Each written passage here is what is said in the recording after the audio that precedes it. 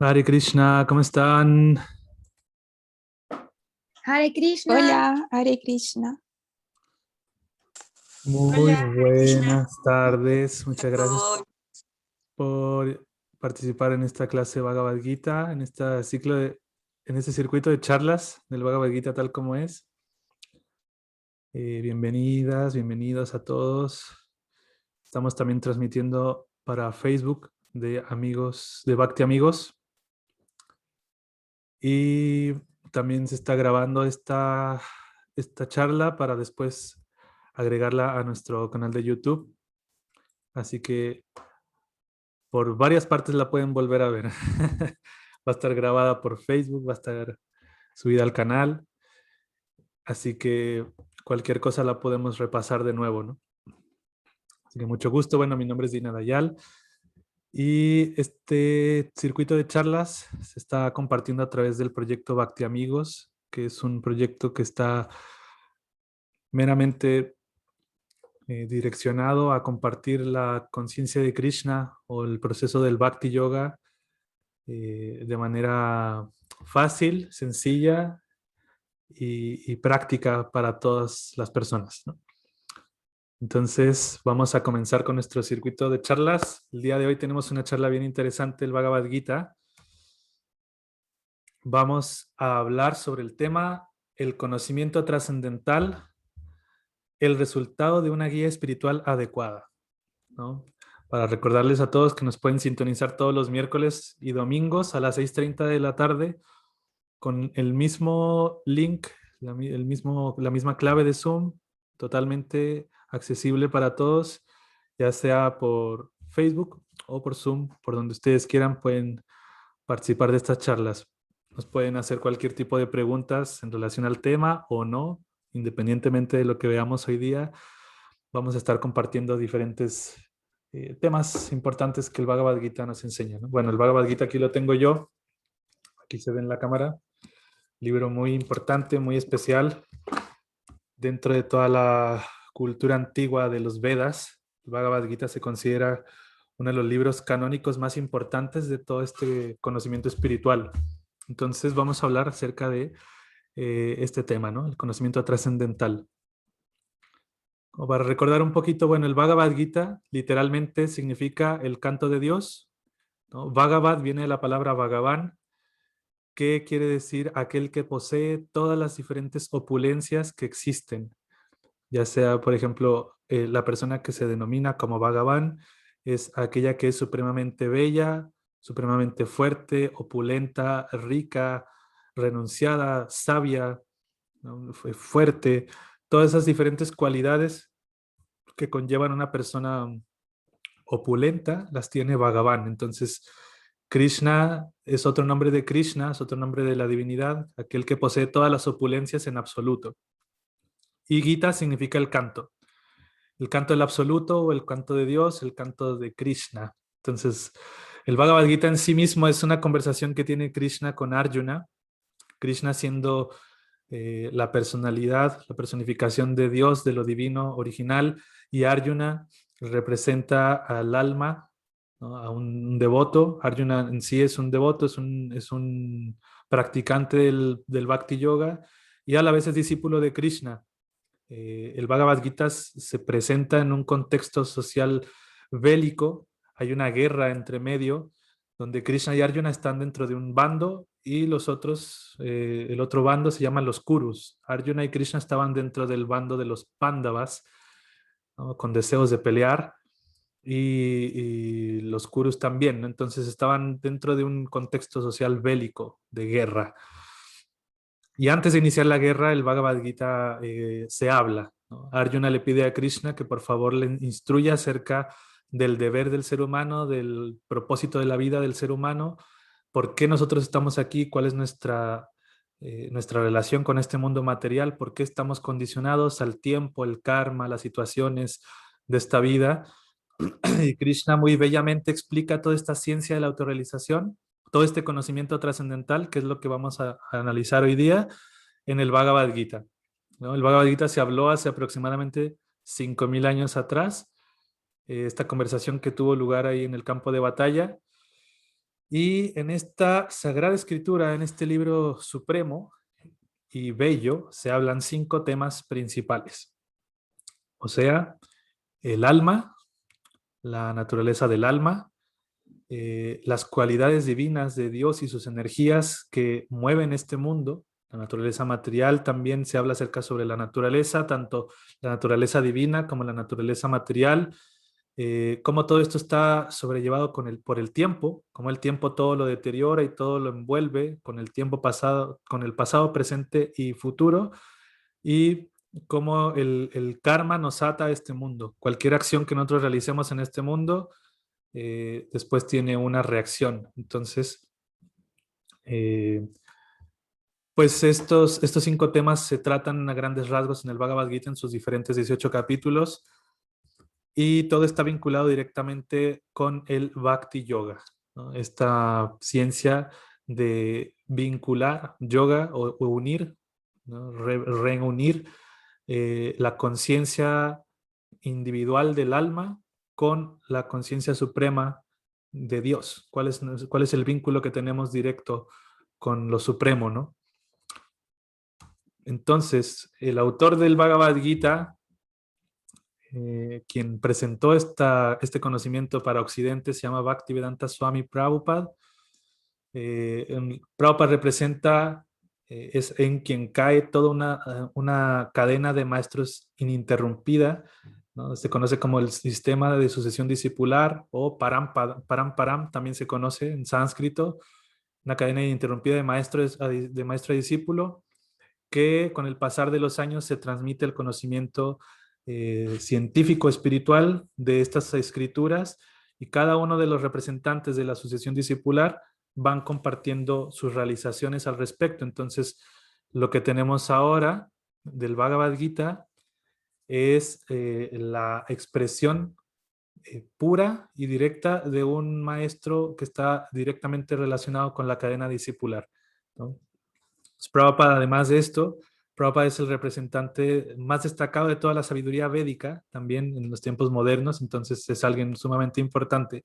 Sus libros pues son publicados por una editorial que se llama Bhaktivedanta Book Trust, la cual Prabhupada también creó, además de que creó Prabhupada un proceso espiritual que se conoce como ISKCON, o sea, bueno, más bien creó una escuela espiritual que se conoce como ISKCON, en sus siglas en inglés, y en español es Sociedad Internacional para la Conciencia de Krishna, y a la vez la editorial comparte las enseñanzas de Prabhupada por todo el mundo, ¿no? Con diferentes libros que se van publicando, entre ellos el Bhagavad Gita. Entonces, si alguien está interesado o le gustaría adquirir algún otro libro de estas sagradas escrituras y de lo que Prabhupada presenta, aquí nos pueden contactar.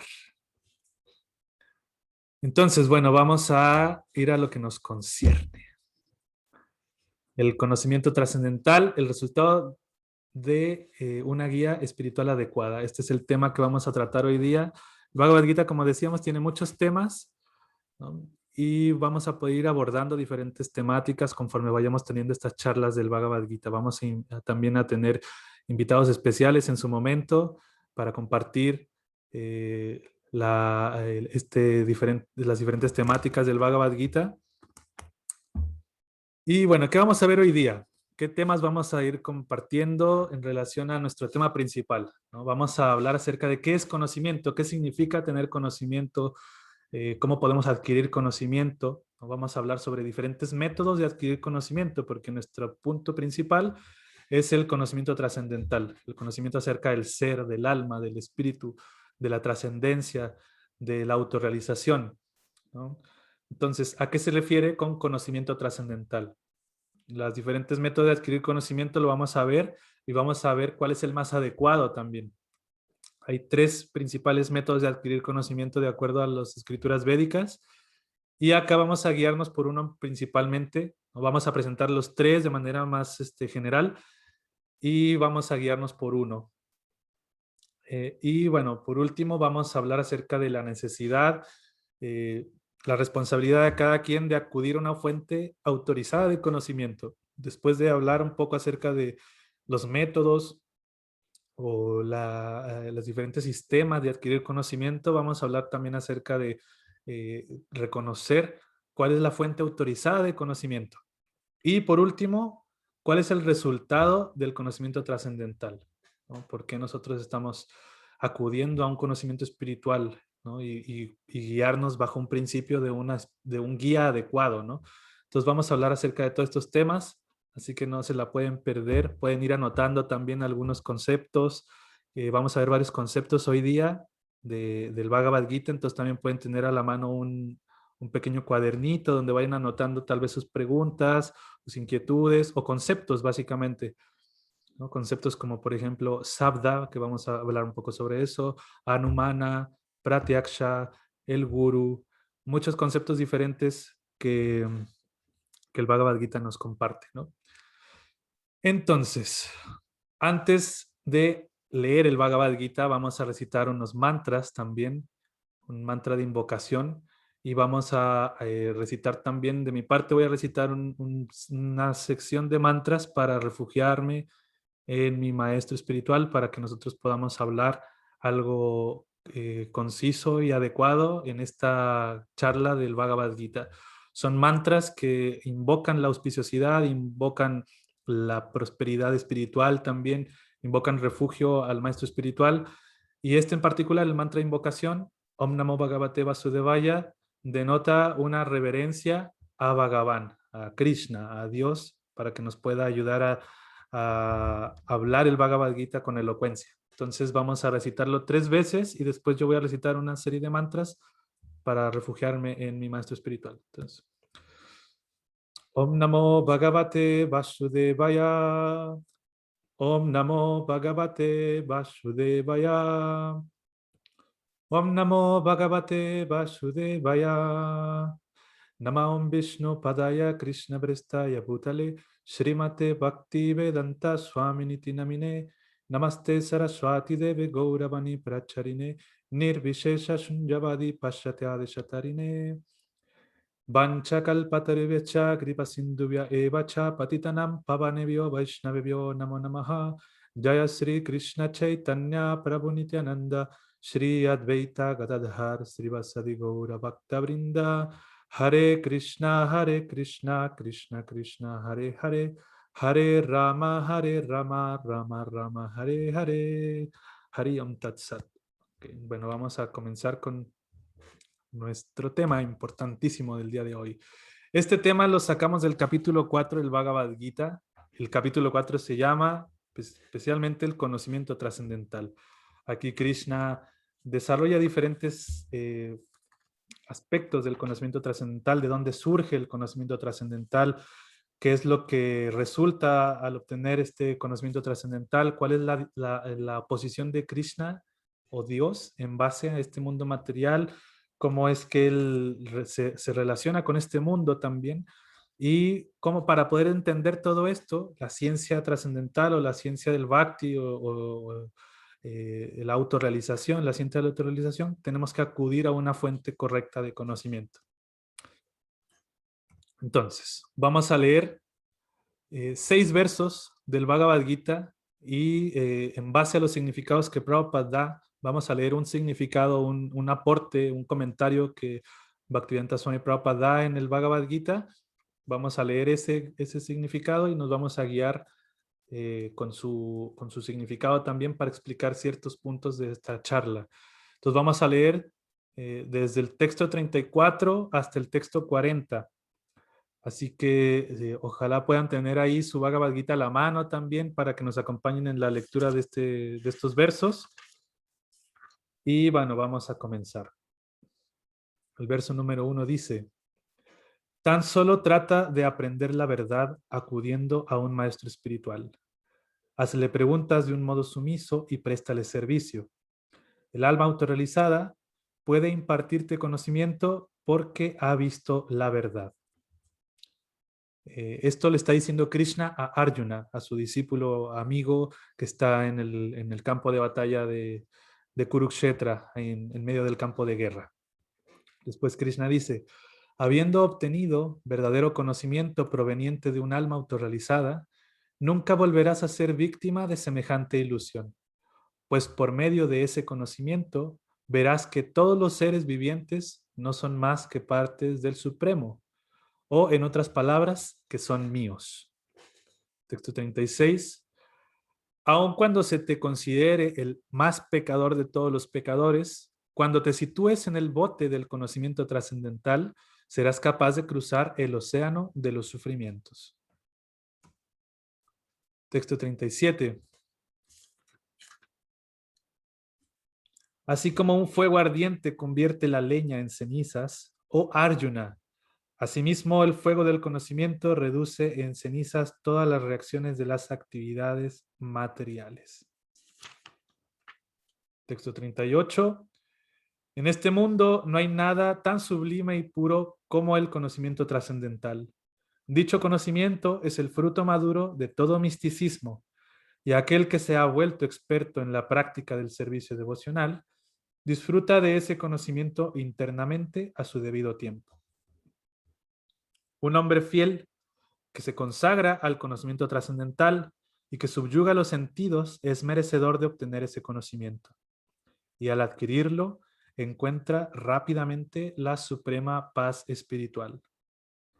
Y por último, pero las personas ignorantes e infieles que dudan de las escrituras reveladas no adquieren conciencia de Dios, sino que caen. Para el alma que duda, no hay felicidad ni en este mundo ni en el otro. Entonces vamos a ir desglosando un poco estos versos con el apoyo de lo que Prabhupada nos enseña y vamos a ir explicándolos, ¿no? Porque aquí se habla de educación, básicamente, desde el texto 34 hasta el texto 40, el sistema de educación para una persona espiritualista o para alguien que está buscando conocimiento espiritual, no solamente que quede en una teoría, sino que también el conocimiento nos transforma en la práctica y nos revela ciertas virtudes que nosotros podemos desarrollar al adquirir conocimiento perfecto en cuanto a espiritualidad se refiere, ¿no? Entonces vamos a hablar un poquito sobre eso también. Bueno, entonces, ¿qué es conocimiento y cómo se adquiere el conocimiento? ¿Qué es conocimiento principalmente? El conocimiento básicamente es una fuente de información, una base de datos que nosotros creamos en base a nuestra propia experiencia, hechos, teorías, también imaginaciones. Nosotros podemos crear una teoría y a la vez, y en base a esa teoría poder experimentar ciertos hechos para poder adquirir información, en base a lo que nosotros percibimos también de los sentidos, en base a lo que nosotros escuchamos, ¿no? Todo eso es una base de datos que tenemos en nuestra cabeza, ¿no?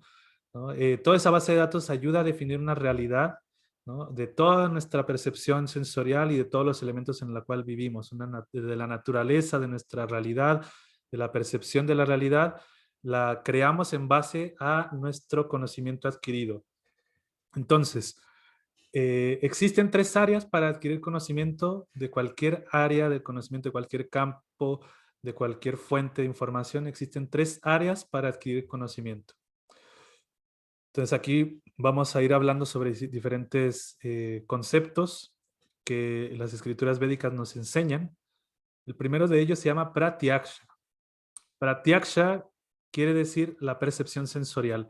Es un tipo de fuente de conocimiento, es un área de conocimiento, es una fuente de información que nosotros podemos aplicar para saber una cosa, ¿no? Por ejemplo, nosotros podemos observar ciertas cosas con los ojos, escuchar, oler, saborear, sentir, todo lo que tiene que ver con nuestros sentidos, ¿no? Que son nuestra principal fuente de información, por ejemplo, cuando somos bebés, ¿no? Todo lo que escuchamos, todo lo que vemos, a veces los bebés se meten cosas a la boca y tratan de aprender ciertas cosas así, ¿no? Todo lo que quiere decir nuestra percepción de los sentidos es una fuente de conocimiento. Vamos a ir hablando también sobre los pros y los contras de estas fuentes de conocimiento, de estas diferentes tres áreas de conocimiento, ¿no?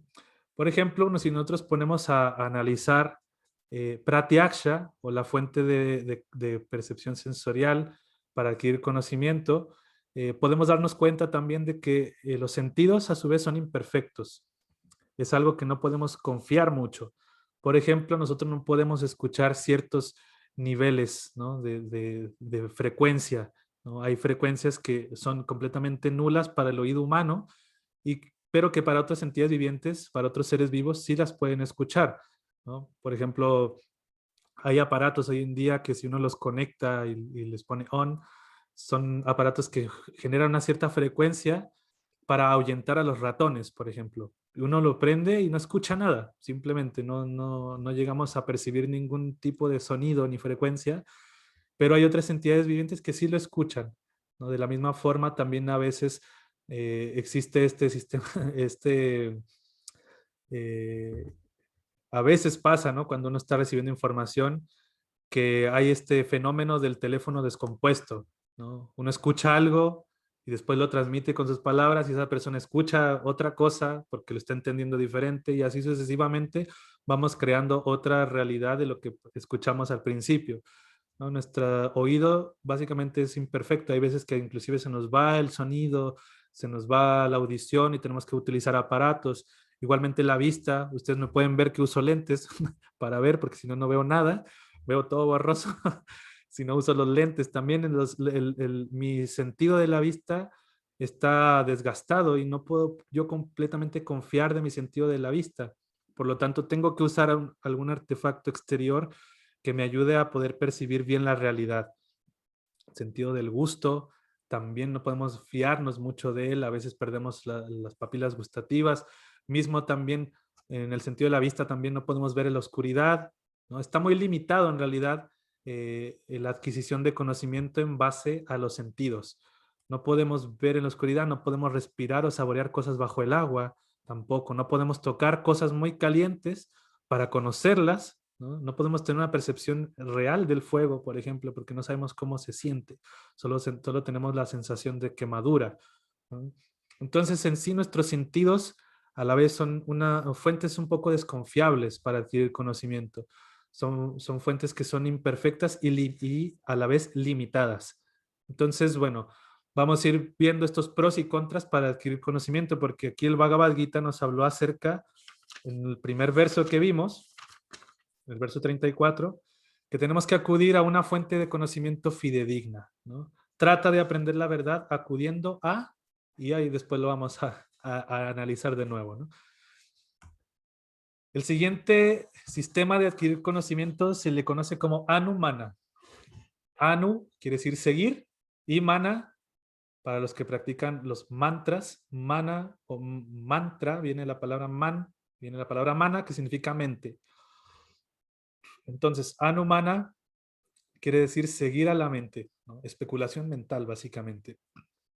Aquí podemos ver que está saliendo muchas palabras de la mente, ¿no? La mente crea diferentes teorías en base a alguna cosa que queramos explicar, pero a la vez también vamos a analizar los pros y contras como tal, ¿no? La mente pueden crearse diferentes situaciones. La mente tiene tres diferentes formas de actuar. La mente tiene la capacidad de generar sentimientos, la mente tiene la capacidad de generar pensamientos y la mente tiene la capacidad de generar deseos. ¿Qué pasa cuando nuestra mente está descontrolada? Cuando nuestra mente está descontrolada, a veces nosotros podemos crear una situación hoy día, podemos desear algo hoy día o queremos explicar algo hoy, ¿no? Podemos crear una teoría, por ejemplo, de la creación del universo, ¿no? Como hacen los científicos, por ejemplo. Bueno, yo creo que el universo se creó así, ¿no? Porque mi mente empezó a generar diferentes pensamientos, situaciones, ¿no? Y bueno, después tal vez al siguiente 10 años más puede llegar otro científico y decir, ¿saben qué? Yo creo que esa teoría no está realmente concluyente, entonces yo voy a crear otra teoría más en base a la creación del universo. Y así nuestra mente genera diferentes especulaciones en base para poder explicar algo, ¿no? También la mente es muy fluctuante también. Confiar mucho en nuestra capacidad mental es andar como un poco como el filo de una navaja. Es un poco difícil confiar mucho en nuestra mente. A veces la mente desea algo ahora y al día siguiente desea otra cosa, ¿no? A veces la mente genera sentimientos de felicidad y en un momento a otro genera sentimientos de aflicción, angustia, enojo. La mente es muy fluctuante, es muy difícil confiar en la base de datos que tiene nuestra mente. Crear especulaciones no siempre es algo que sea correcto.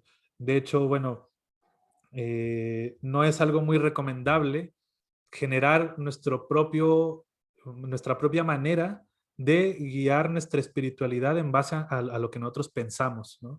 Si nosotros leemos, por ejemplo, en el Bhagavad Gita, ahora guiándonos con el conocimiento trascendental, ¿no? Bueno, el conocimiento trascendental es aquel mediante la cual tú puedes tener una percepción de la realidad espiritual de todos los seres, por ejemplo, ¿no? Entonces, bueno, yo dejo de leer el Bhagavad Gita y sigo a mi mente. Bueno, mi mente tal vez me dice, bueno, tal vez es así, yo creo que los animales tienen alma, pero los vegetales no. Entonces empezamos a crear un cierto grado de especulación mental en base a lo poco que hemos adquirido de conocimiento, ¿no? Es como, por ejemplo, querer saber quién es nuestro padre, ¿no? Mismo podemos dar el ejemplo de Pratyaksha en relación al padre. Si nosotros queremos saber quién es el padre, a través de la percepción de nuestros sentidos, podemos ver a podemos analizar a ciertas personas, ¿no? Bueno, él se parece a mí, sí, bueno, tiene los mismos ojos que yo, pero habla igual que yo, pero este también tiene la misma complexión física, y así a través de los sentidos podemos tratar de adivinar quién es nuestro padre, ¿no? Siguiendo nuestra mente, también podemos crear una teoría de quién es nuestro padre. Podemos hacer una investigación, por ejemplo. Eh, bueno, yo tengo veintitantos años, ¿no? Eso quiere decir que mi madre hace veintitantos años tuvo relación con varias personas. Entonces podríamos hacer un análisis de estas personas con las cuales tuvo mi madre en ese momento y a través de estudios y esto y lo otro, tratar de identificar quién es nuestro padre. Nos tardaríamos mucho igual y a la vez sería un poco desconfiable la manera en la cual podemos adquirir este conocimiento del padre. Y por último está Sabda. Sabda quiere decir escuchar de labios de una fuente correcta. Sabda es una fuente autorizada, ¿no? Escuchar de alguien que haya tenido ya una percepción real del conocimiento, ¿no? En el mismo ejemplo del hijo que busca a su padre, ¿no? Si nosotros nos guiamos por la fuente autorizada, podemos saber quién es nuestro padre. ¿Y cuál es la fuente autorizada? Es nuestra madre, ¿no? En vez de estar especulando o estar tratando de adivinar o de generar comparativas de si esta persona puede ser mi padre o no, podemos acudir a nuestra madre y preguntarle, mamá, ¿quién es mi papá? Y mi madre me puede guiar a que yo reconozca quién es mi padre, ¿no? De la misma forma, las escrituras védicas, el Bhagavad Gita y toda la demás literatura védica, es una fuente autorizada de conocimiento que es como la madre que nos enseña acerca de la trascendencia, que nos enseña acerca de la ciencia espiritual, que nos enseña acerca del Bhakti Yoga, que nos enseña acerca de la relación eterna que el alma tiene con Krishna, cuáles los resultados del conocimiento trascendental y las diferentes áreas del conocimiento trascendental, ¿no? La ciencia del ser, por ejemplo.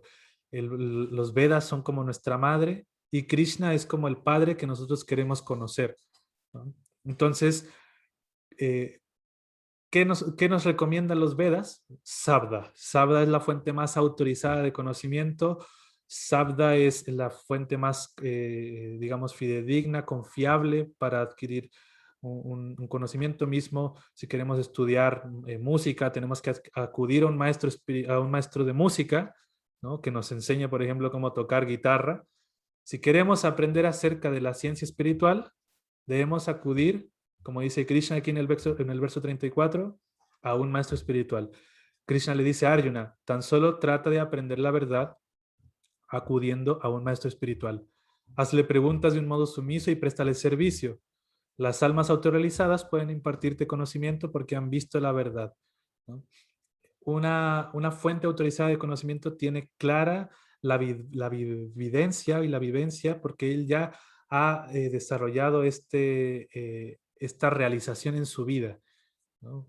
Como el músico o como la madre, ¿no? Ellos tienen tan clara el conocimiento que lo pueden impartir a otros. De la misma forma, un maestro espiritual, un guía, la importancia de acudir a una guía concreta y correcta es tan importante que el mismo Krishna nos lo está enseñando, ¿no? Nos está revelando aquí esta ciencia suprema que la tenemos que escuchar de labios de alguien que ya lo haya vivido y que lo haya experimentado en base a su propia experiencia. Nosotros podemos también adquirir conocimiento.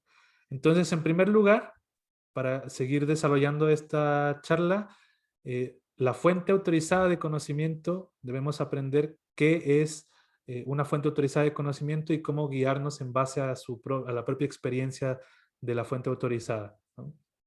En este caso, el maestro espiritual es un representante directamente de la ciencia espiritual, ¿no? Y vamos a tratar de guiarnos en base a sus propias palabras, como es el Bhagavad Gita, que Prabhupada mismo, por ejemplo, Bhaktivedanta Swami Prabhupada, quien tradujo y comentó el Bhagavad Gita, lo podemos reconocer como una fuente autorizada de conocimiento, ¿no?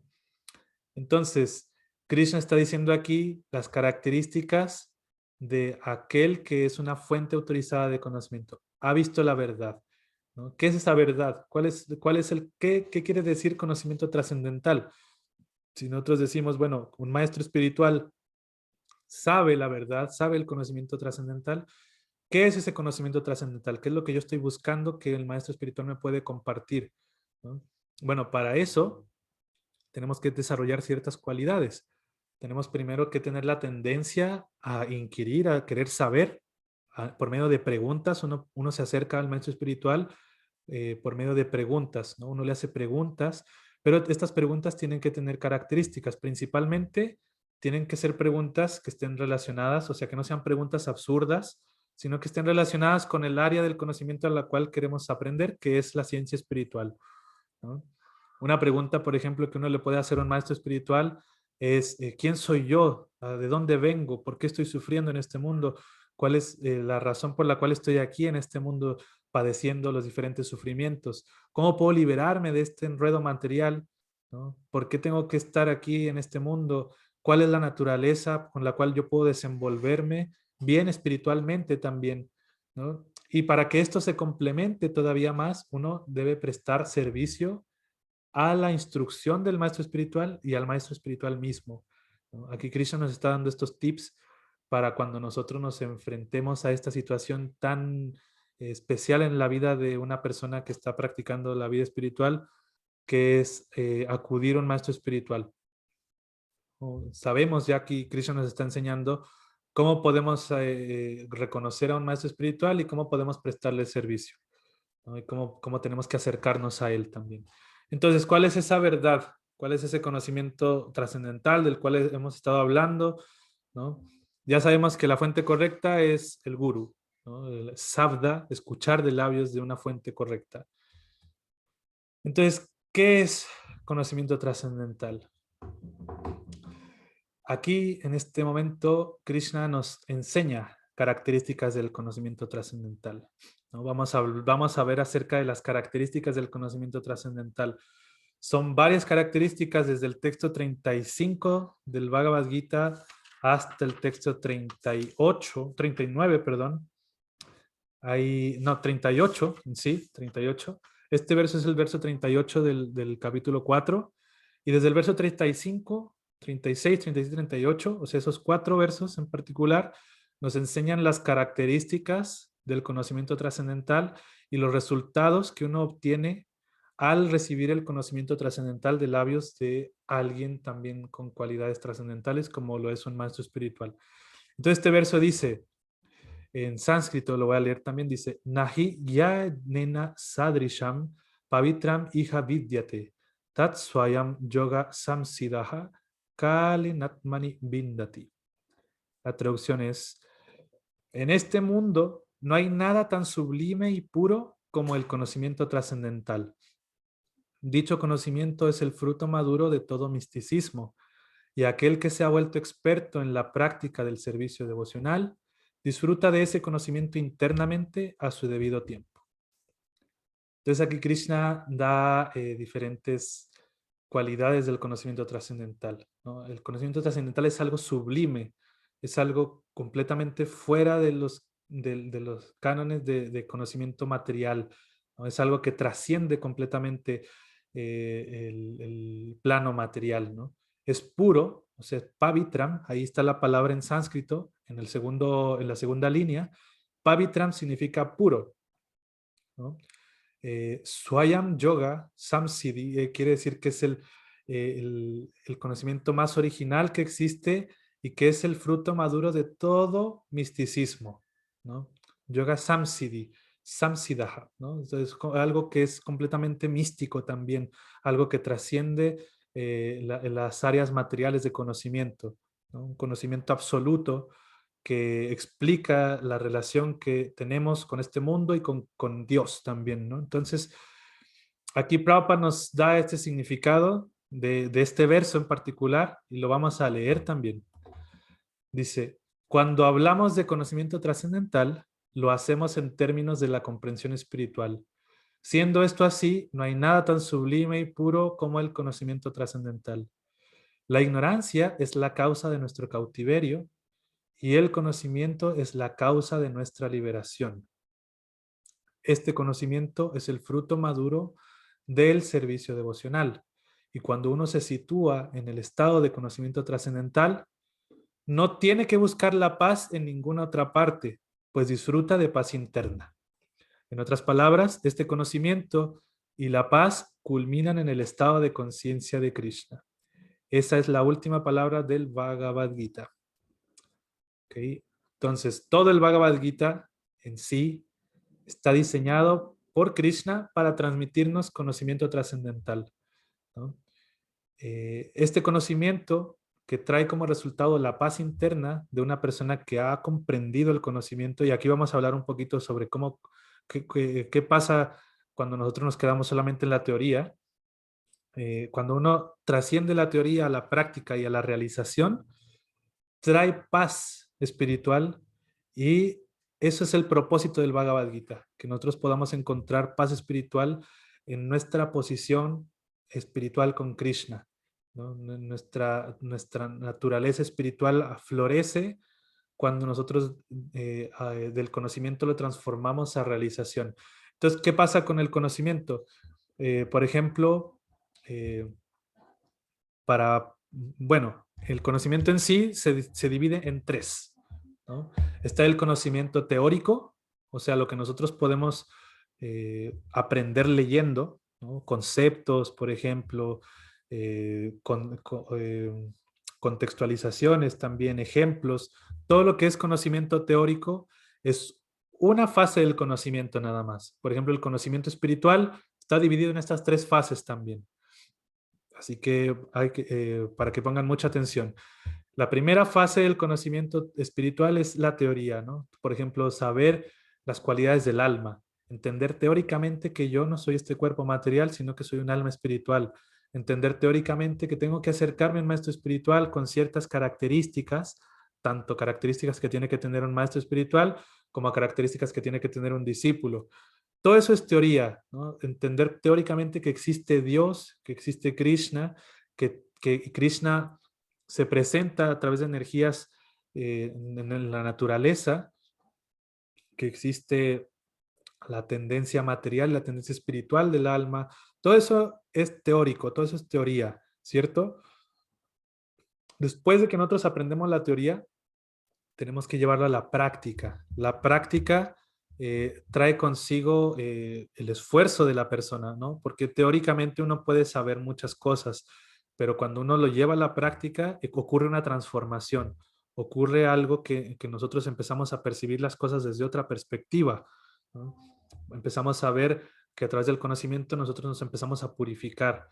Ahora vamos a ver cómo Krishna lo desglosa también esto, ¿no? Krishna también empieza a desarrollar estas mismas tres áreas del conocimiento.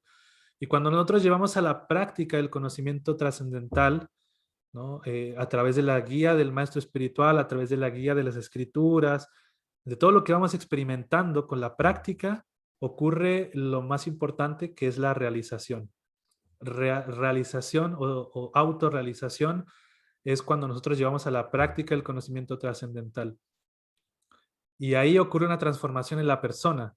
No se quedó en la práctica, tampoco se quedó nada más en la teoría, sino se convierte en una persona con valores espirituales, se convierte en una persona con realizaciones, con vivencias que la transforman con una visión mucho más clara de la realidad, con un andar, con un pensamiento, con una tendencia mucho más pura también a desenvolverse en este mundo, ¿no? El conocimiento trascendental lo lleva a una persona a culminar en una paz espiritual, ¿no? Una paz espiritual, estamos hablando de algo muy elevado, ¿no? No es algo como que uno puede ser pacífico de la noche a la mañana, ¿no? Pues hoy en día menos, ¿no? Hoy en día estamos lidiando tanto con nuestras propias influencias mentales que no nos hacen tener paz, como con las cosas externas que no nos hacen tener paz, con la influencia de la sociedad que no nos hace tener paz. Estamos lidiando con muchas cosas que no nos hacen tener paz. ¿no? Entonces, una persona que realmente tiene paz interna, estamos hablando de alguien que ha podido desarrollar esta madurez espiritual en base a sus propias vivencias, siguiendo completamente o sea, la persona madura espiritualmente es un reflejo directo del conocimiento espiritual. Entonces, Krishna, ¿cómo traduce esto? Vamos a verlo. Krishna, ¿cómo explica esto en los siguientes versos, ¿no? La teoría, la teoría es, acude a un maestro espiritual genuino para adquirir conocimiento. Después, eso vas a desarrollar en la práctica y ¿qué vas a obtener? ¿No? Aquí lo vamos a ir viendo, ¿no? Sí, vamos a ir leyendo estos versos, ¿no? En primer lugar, ¿cuál es el resultado de la fuente correcta de conocimiento? Cuando nosotros, Krishna nos dice, bueno, la teoría es que tienes que acudir a un maestro espiritual. Después, cuando uno está en la práctica, Krishna dice en el verso 35, cuando tú obtienes verdadero conocimiento proveniente de un alma autorrealizada, no volverás a ser víctima de semejante ilusión. Entonces, en primer lugar, uno obtiene un resultado, ya cuando uno practica, uno obtiene un resultado, te verás libre de toda la ilusión de este mundo, la ilusión de creerse el yo, de creerse que todo es mío, ¿no? De creer que todo me pertenece y obtenemos una comprensión de nuestra realidad espiritual y no solamente nuestra, sino de todos los seres. Y Krishna lo dice mismo en el capítulo, en el verso 35, dice, por medio de ese conocimiento verás que todos los seres vivientes no son más que partes del Supremo, en otras palabras, que son míos. Entonces aquí ya obtenemos un resultado de seguir el consejo de Krishna. Sigue acerca a un maestro espiritual, pídele instrucción y guíate en base al conocimiento que él te otorga. ¿Por qué? Porque por lo menos queremos tener paz espiritual y para eso tenemos que seguir una fuente correcta, ¿no?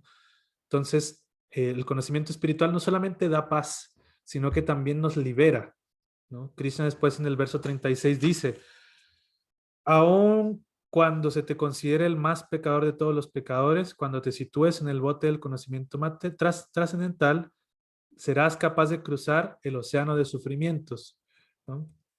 Entonces, el entendimiento del conocimiento trascendental, cuando lo llevamos a la práctica, nos purificamos, ¿no? Nos volvemos personas puras y a la vez nos ayuda eso a liberarnos de los sufrimientos de este mundo.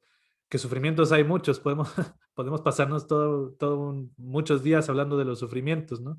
Se caracterizan en tres sufrimientos principales, los sufrimientos que provienen de nuestra propia mente, los sufrimientos que provienen de alguien externo, hasta un mosquito, por ejemplo, nos puede causar sufrimiento, o los sufrimientos que surgen de agentes sobrenaturales, por ejemplo, las sequías, el calor abrasador, los incendios, terremotos, sismos, todo eso son sufrimientos también causados por agentes naturales, ¿no?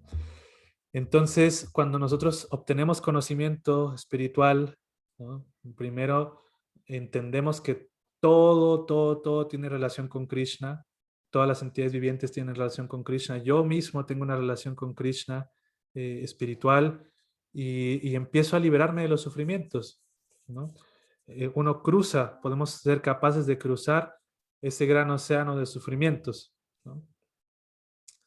Después Krishna nos dice, ¿qué pasa después si seguimos con este conocimiento trascendental? Viene otra realización, viene otro resultado. Y en el verso 37, ahí donde le pusimos texto 37, el siguiente punto dice, liberarnos del karma, ¿no? Uno se libera de las acciones resultantes de nuestras actividades. Krishna dice, así como el fuego ardiente convierte la leña en cenizas, asimismo el fuego del conocimiento reduce a cenizas todas las reacciones de las actividades materiales. Nosotros tenemos actividades en este mundo, ¿cierto? Todas nuestras actividades tienen un resultado, ya sea bueno o ya sea malo, ¿no? Eso se denomina karma. La ley del karma simplemente es la acción, es la ley de acción y reacción. Ya sea buena o mala, nosotros tenemos reacciones a nuestros actos. Cualquier tipo de acción que no esté vinculada con Krishna nos va a atar a este mundo, ¿no? O sea, por eso que Krishna dice acá, uno se va a liberar, ¿no? Uno reduce a cenizas todas las reacciones de las actividades, porque así sean actividades buenas o malas, cualquier tipo de actividad nos ata a este mundo, con resultados buenos o malos, ¿no? Pero cuando uno actúa en el plano de conocimiento trascendental, uno actúa en el plano de conciencia de Krishna, uno actúa en el plano de la vida espiritual plena con Krishna. Entonces automáticamente uno se libera del karma.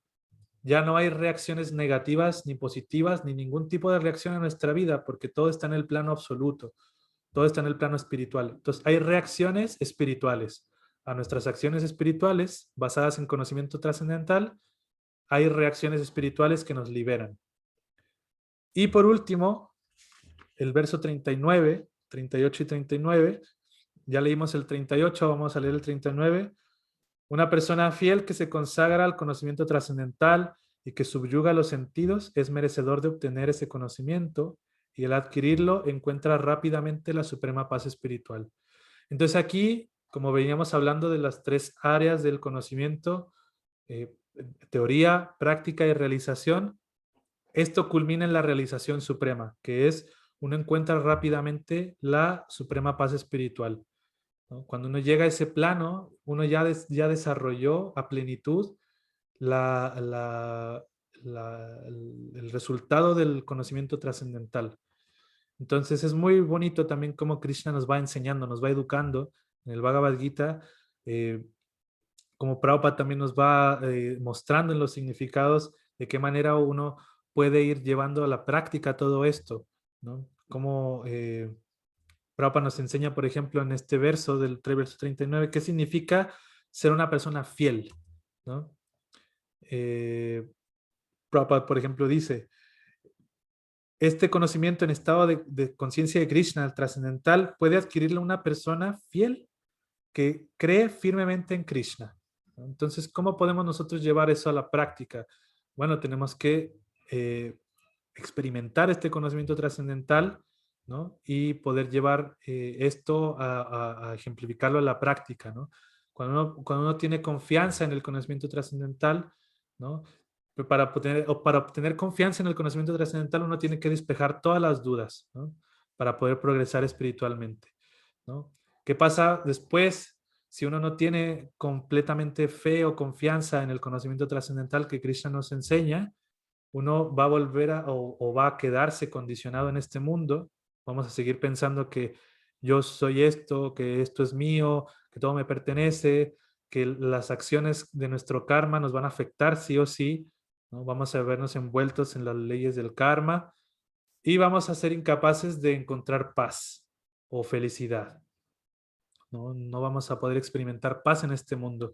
Krishna lo dice en el verso 30, el 40, ¿no? Dice, las personas ignorantes o que dudan, ¿no? Infieles que dudan de las escrituras reveladas, que no adquieren conciencia de Dios, ¿no? O que no obtienen conocimiento trascendental, van a caer, dice, caen.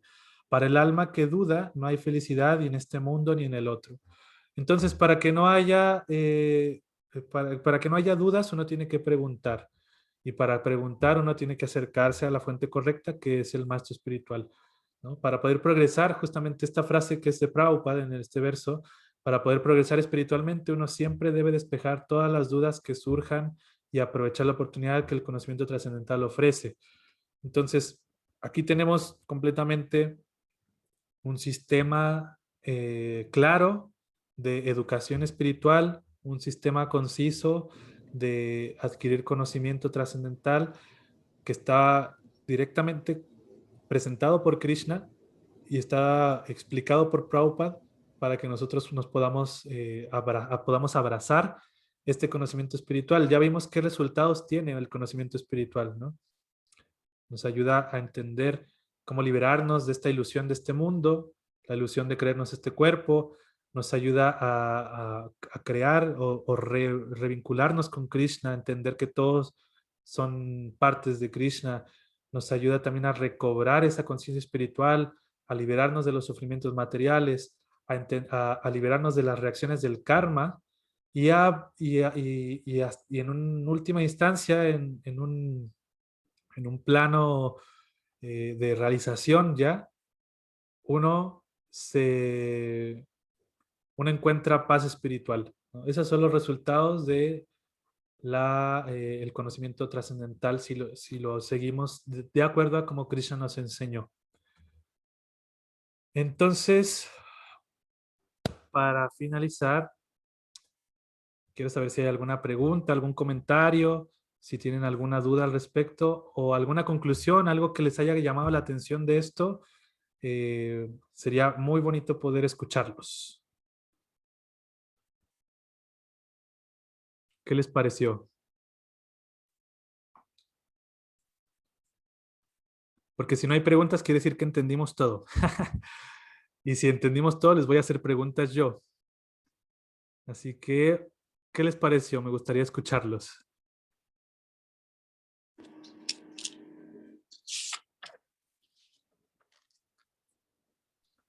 Lili, Sí.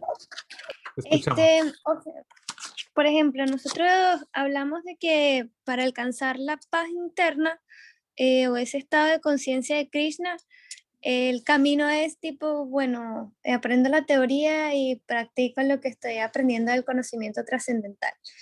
Pero ¿qué es eso?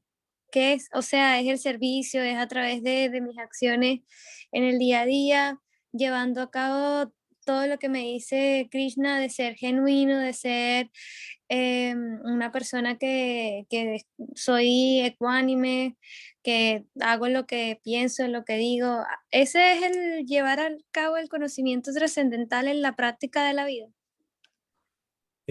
Sí, sí, pero para poder nosotros llevar a cabo el conocimiento a la práctica, tenemos primero que acudir a una fuente autorizada, que justamente Krishna nos dice en la primera parte del verso, nos dice en el primer verso que leímos, el verso 34, dice, bueno, tan solo trata de aprender acudiendo a un maestro espiritual, ¿no? Hazle preguntas. ¿Para qué uno le hace preguntas a un maestro espiritual? Para que el maestro espiritual nos enseñe cómo practicar el conocimiento y llevarlo a la práctica, que no sé, porque nosotros podemos leer, el conocimiento está aquí, ¿no? La teoría está Sí. aquí en el libro, ¿no? Pero para llevar a la práctica uno necesita una guía y esa guía justamente es el maestro espiritual. El maestro espiritual nos enseña cómo poder llevar el conocimiento a la práctica. Es por eso es tan importante acudir a un gurú, acudir a un maestro espiritual, porque ellos nos pueden presentar la manera correcta de llevarlo a la práctica, ¿no? ¿Qué significa llevarlo a la práctica? Por ejemplo, eh, Krishna nos enseña que el servicio devocional, eh, cada uno de nosotros, cada una de las personas tienen diferentes naturalezas y tienen diferentes tendencias en este mundo, o habilidades, valores, principios. Eh, Todo eso se puede ocupar en servicio devocional. Las habilidades o la naturaleza de cada quien se puede llevar al plano de conciencia de Krishna, se puede llevar al plano espiritual, ¿no? Para poder entender la manera correcta de llevarlo eso a la práctica, necesitamos de la guía de un maestro espiritual, porque el maestro espiritual es esa representación de Krishna mismo, que nos puede enseñar cómo utilizar todo lo que tenemos a nuestro alcance de acuerdo a nuestras cualidades y karma, o sea, guna y karma, cualidades y tendencias a la vida espiritual. El maestro espiritual es aquel que conoce perfectamente al discípulo, es aquel que conoce perfectamente la naturaleza del discípulo o la discípula y puede enseñar al discípulo cómo guiar su vida para que la teoría que el discípulo está aprendiendo y ya tiene un conocimiento previo, lo lleve a la práctica. Entonces, Y en ese caso, ¿quién sería el maestro espiritual siguiendo la línea del Parampam? ¿Cómo es que no me recuerdo bien cómo se llama? Pero siguiendo la sucesión discipular, actualmente el único que se me viene a la mente es Radhanath, pero no sé, sí, bueno, sí. Parampam. Bueno, igual tú escuchas clases de Radhanath Swami. Radhanath Swami es parte de la cadena discipular. Pero él no me conoce. Bueno, hay que escribirle. Ah, Sí, mira, la cadena discipular se manifiesta, en realidad, el guru es el representante de Krishna, independientemente de la persona que sea, ¿no? mm, Un guru fidedigno es representante de la cadena discipular y Prabhupada digamos, es uno de un representante muy exaltado en la cadena discipular, porque él fue el que presentó el conocimiento del Bhakti Yoga en el mundo, ¿no? Antes de Prabhupada nadie lo había hecho, y después de Prabhupada algunos lo intentaron, pero Prabhupada fue el primero que trajo todo este conocimiento a Occidente, y Prabhupada tuvo muchísimos discípulos en el mundo. Y ahora actualmente muchos de sus discípulos son maestros espirituales. Entonces uno tiene que, claro, nosotros aquí en Bhakti Amigos, tanto en los cursos que estamos dando como en las charlas, el día a día, nosotros tenemos todo un sistema que gradualmente vamos a compartirles diferentes maestros espirituales que son parte de la cadena discipular. Entonces ahí uno puede acercarse al maestro espiritual para poder hacer preguntas, para poder conocer al maestro espiritual, porque también es una responsabilidad de la persona en sí, del discípulo, acudir a un maestro espiritual. Entonces uno empieza a conocer diferentes maestros espirituales, diferentes gurús, la manera en la cual el gurú presenta la conciencia de Krishna. ¿Cómo podemos saber quién es mi maestro espiritual? Entonces, se dice que aquella persona que te inspira más a rendirte a Krishna, o que te inspira más a seguir el proceso de conciencia de Krishna, es tu maestro espiritual. Entonces, para eso tenemos que conocer varios maestros espirituales para tener un discernimiento correcto, ¿no? No guiarnos mucho en base al sentimiento, tal vez, o en base a alguna cosa externa, sino en base a lo que se crea en nuestra persona cuando escuchamos la instrucción del maestro espiritual. Aquel que nos inspira a entregarnos a Krishna, a cantar mejor nuestras rondas, a leer más, todo eso quiere decir que él es nuestro maestro espiritual. Entonces, claro, hay que conocer diferentes maestros espirituales y hay que entablar una relación también con el maestro espiritual, ¿no? Uno no solamente, bueno, hay diferentes maneras de relacionarse con el guru, pero la manera, digamos, más sublime de todas es aquella mediante la cual el discípulo actúa en base a la instrucción del maestro espiritual. Ese es el mejor relacionamiento que un discípulo puede tener con su guru. Conocer la instrucción del guru y seguirla al pie de la letra. Entonces, bueno, ahora que ya conocemos la fuente correcta del conocimiento, que es el maestro espiritual, cómo yo puedo llevar a la práctica este conocimiento y avanzar espiritualmente, bueno, debemos buscar a un maestro espiritual. Y el maestro espiritual nos va a guiar perfectamente cómo progresar espiritualmente, ¿no? Eso, Lili. Gracias. No sé si te respondí. Sí, gracias.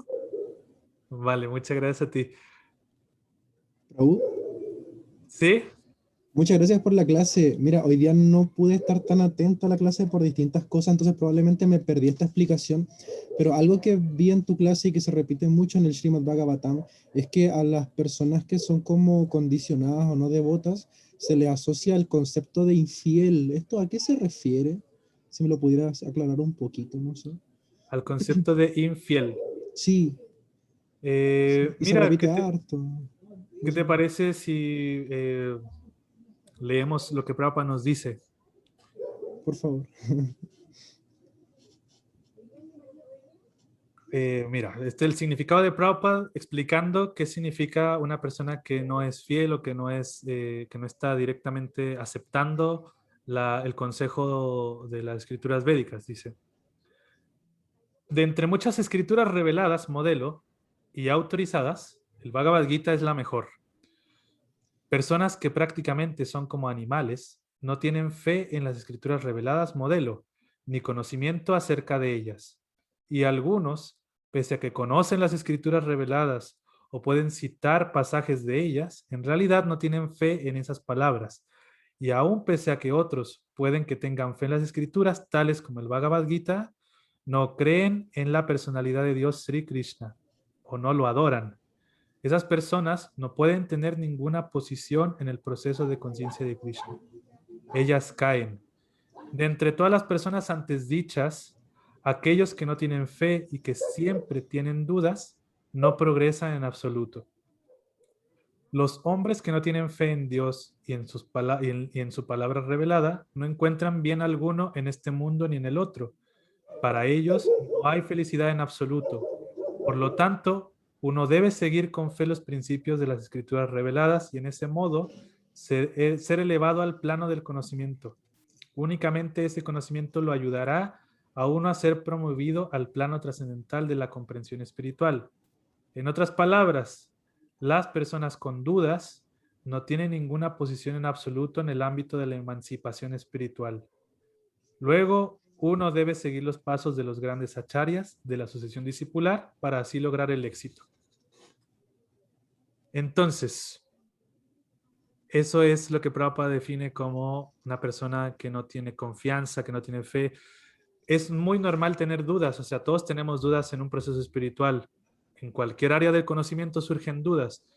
Pero, ¿qué pasa cuando las dudas se esclarecen una vez? ¿No? O sea, por ejemplo, yo tengo dudas acerca del alma.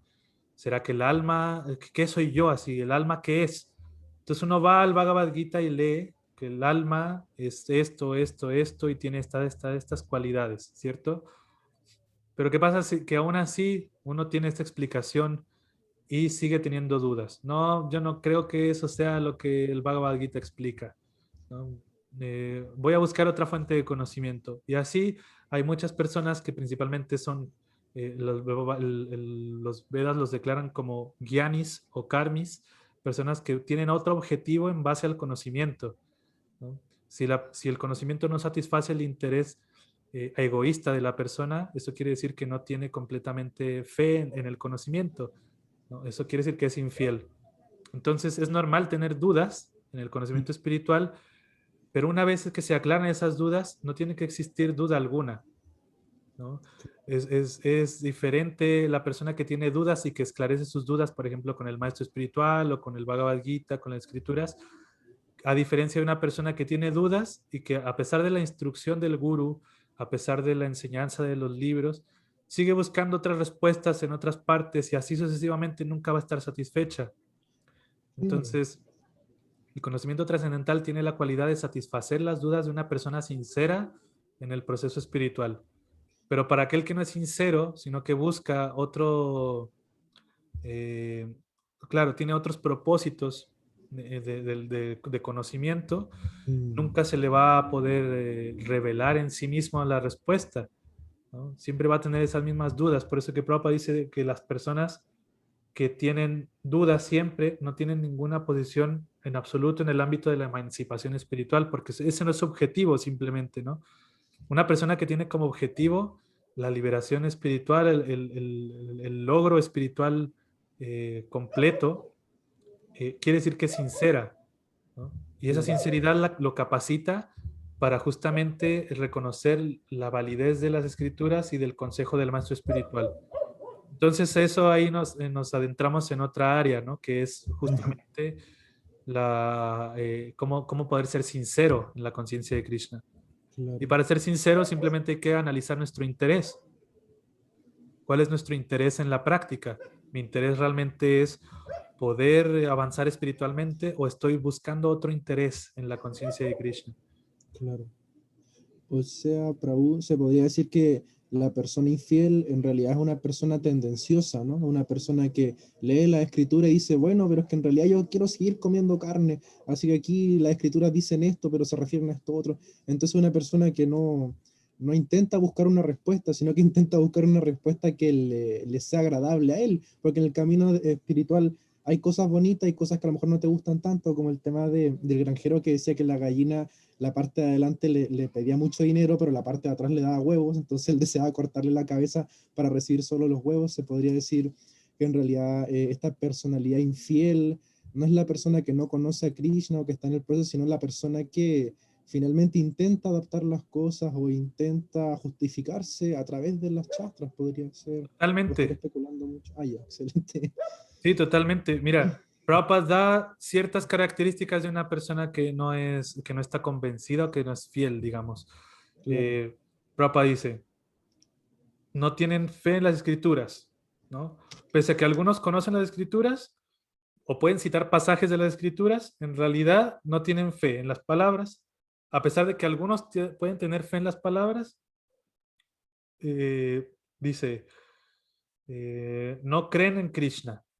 ¿no? O no adoran a Krishna. O sea, hay varias cosas. O sea, hay personas que creen o hay personas que directamente no les importa el Bhagavad Gita, ¿no? Dicen, ah, bueno, el Bhagavad Gita no me importa. No es para mí una escritura modelo espiritual. Entonces, para ellos nunca van a poder llegar a tener esta realización del conocimiento trascendental. Después hay personas que digan, bueno, sí, el Bhagavad Gita es bueno, vamos a leerlo, pero eso de que Krishna es Dios, no. Yo creo que eso no tengo convicción de eso, ¿no? A pesar de que el Krishna mismo dice y declara aquí, ¿no? Entonces, claramente no hay mucha convicción, ¿no? Entonces, tienen otros objetivos o tienen otra tendencia al practicar una vida espiritual. Entonces, todo tiene que ver en base al interés de la persona. Un interés sincero de un practicante espiritual es que quiere avanzar espiritualmente. Y un interés también sincero de una persona, pero completamente con otro objetivo, el Bhagavad Gita no va a satisfacer los intereses de una persona materialista o de una persona que está queriendo obtener alguna ganancia material, ¿no? Porque no es el objetivo del Bhagavad Gita. Claro, comprendo. Gracias, muy claro. Muchas gracias, Cristóbal. A ti. Ok. Javi, preguntas que si hay gurús que visitan el templo en Chile. Sí, hay varios gurús que visitan el templo en Chile. Hoy en día, bueno, uno puede conocer varios gurús por internet, pero en una situación normal, cuando todos puedan viajar, vas a ver que van a visitar muchos gurús Chile, por lo menos 10. Por lo menos 10 tipos, 10 diferentes gurús. Uno tiene la oportunidad de conocer personalmente, ¿no? Y llenarse de sabiduría al escucharlos y al compartir sus enseñanzas. Bueno, después de esta charla yo igual voy a compartirles algunos links de algunos maestros espirituales con los cuales uno puede empezar a escuchar, a conocer. Es sumamente auspicioso conocer al maestro espiritual, escuchar de labios de una persona autorrealizada. Un maestro espiritual tiene la capacidad de transmitir información pura, ¿no? Tiene la capacidad de enseñar de manera pura a las personas que quieren satisfacer esa necesidad. Entonces, es muy lindo escuchar la clase de un maestro espiritual, es muy auspicioso, es muy benéfico, mismo aunque no sean, digamos, yo, por ejemplo, que tengo mi propio maestro espiritual, no me encierro en escuchar solamente a mi maestro espiritual, porque el maestro espiritual es uno, el representante de Krishna es uno, pero está representado por diferentes personalidades.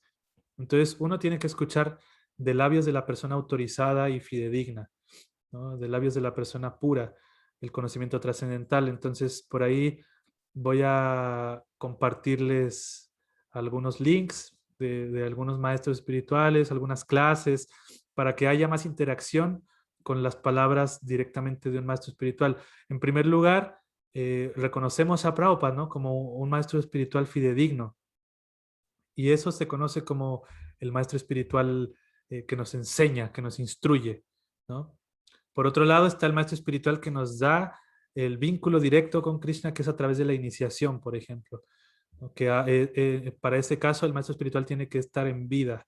Entonces, Prabhupada en sí, en primera instancia, es nuestro primer maestro espiritual.